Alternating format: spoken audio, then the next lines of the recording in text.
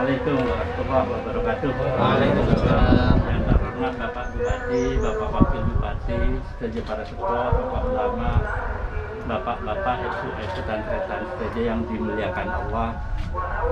Dan pula nyoneti kan Pak pengen kami Raden Pragalbo. Raden Pragalbo ini kan anak Demung Pelakaran dan pula yang nomor 5. Jadi dengan kata Pangeran Pragalbo ini ada 4 pangeran. Yang terakhir yang nomor 5 Pangeran Pragalbo. Kemudian ada Nyai Ageng Mama sebelum Demung Pelakaran Kapuan Kota Raden Pratanu. Raden Pratanu neka dari Nyai Ageng Mama. Ketiga dari 5 bersaudara. Nah, Raden Pratanu neka sama Toron makin Raden Koro Pangeran Tengah. Oh, bahasa Indonesia. Oh, maaf ada di. Lah jerocos tak betul ya, jadi ini Pangeran Pragalbo putra kelima dari Ki Demung Pelakaran. Ki Demung Pelakaran itu saya dapat dari Adinda Raden Rahmat tadi bahwa beliau itu kalau dari garis Panengen dari Aryo Damar. Panengen neka mendak ke Pancer Lake. Pangiwo Pancer Bine, neka dari Aryo Lembu Rekam. Neka terus ya Beri Kertabumi. Beri Kertabumi neka menabi ada siapa? Kalau anak Jawa ada di Gunung Lawu, Sunan Lawu, nama lain dari Beri Kertabumi atau Brawijaya kelima. Rontorona anak turunnya sampai kepada raja-raja Madura di kerajaan Madura Barat Bangkalan yang mempunyai 5 situs. Kerajaan Arosbaya ini yang menjadi pusat pemerintahan pada zaman kerajaan dulu merupakan Islam masuk ke Madura Barat dari kerajaan ini. Di nama lain beliau adalah Pangeran Islam Onggu. Beliau diislamkan oleh putranya Raden Pratanu dengan bacaan kalimat syahadat. Mohon maaf tadi saya kesini nggak betulan menengolok salam. Namun bersolawat pada kanjeng Nabi. Jadi kalau ke makam ini, mohon maaf nih boleh saja diikuti atau tidak. Mengucapkan sholawat kepada kanjeng Nabi. Seperti itu maksudnya. Beliau wafatnya ketika dituntun membaca kalimat syahadat. Kemudian setelah dibacakan kalimat syahadat, beliau mengangguk dan wafat. Oleh karena itu beliau juga bergelar Pangeran Islam Onggu. Panembahan Onggu kata orang Jawa.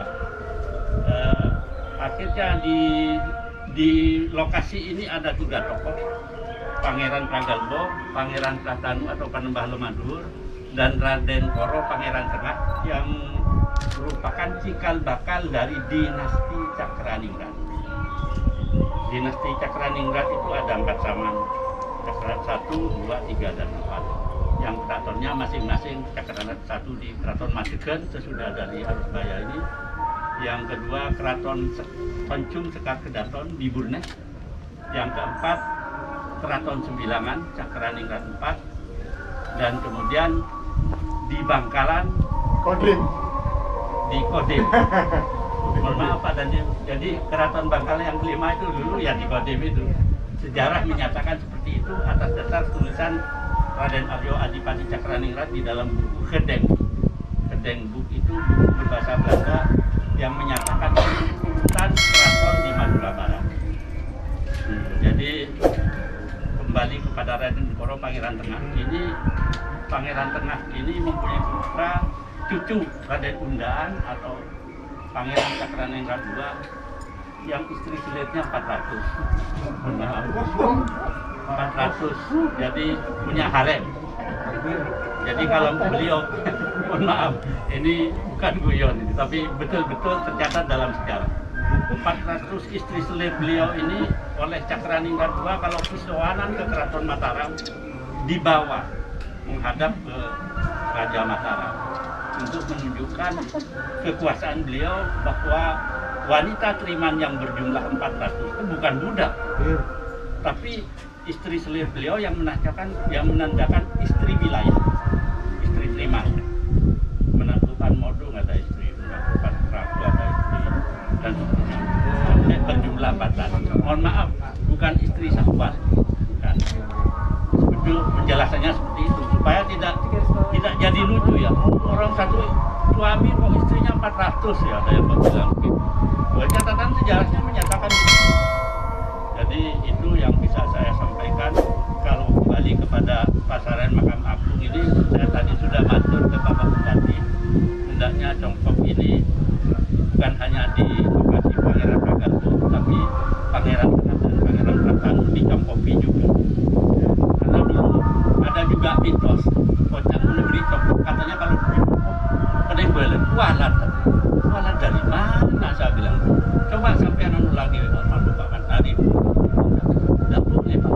Ini kalau di Congkopi Kedeng Belen tapi dari mana kata-kata itu? Coba sampean kalau Pangeran Pragalbo rawuh lagi, sampean matur kalau untuk kebaikan itu tidak ada hal-hal yang mencelakakan. Ini kalau di Pondok Ikodu nih, kalau tidak diberi atap 20-50 tahun ke depan, anak cucu kita sudah tidak tahu bagaimana bangkalan zaman. Begitu Pak Bupati dan hadirin yang saya hormati, saya mohon maaf apabila ada salah kurangnya di dalam penyampaian sejarah singkat ini. Assalamualaikum warahmatullahi wabarakatuh.